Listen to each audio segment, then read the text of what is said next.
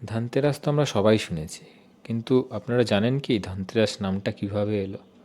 ধানতেরাস নামটা এসেছে দুটো সংস্কৃত শব্দ থেকে। Dhan, that means wealth, and Teras, that means the 13th day. Hindu পঞ্জিকা অনুযায়ী কার্তিক মাসের শুক্লপক্ষের ত্রয়োদশ তিথিতে পালিত হয় এই ধন ত্রয়োদশী, যাকে আমরা ধানতেরাস বলি। এই দিনের সাথে যুক্ত রয়েছে একাধিক পুরাণ কথা।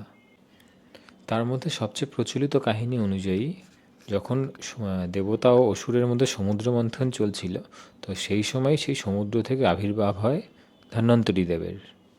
তাই এই দিনটিকে ধন্বন্তরী দেবের জন্মতিথিও মানা হয়। এই ধনতেরাসের দিনে প্রত্যেকটি মানুষ তার সুস্বাস্থ্য এবং দীর্ঘায়ু কামনা করে ধন্বন্তরী দেবের পুজো করেন। এছাড়াও এই দিন ঘরে ঘরে হয় কুবের দেবের পুজো। কুবের দেবের আশীর্বাদে প্রত্যেকটি ঘর হয়ে ওঠে সমৃদ্ধশালী।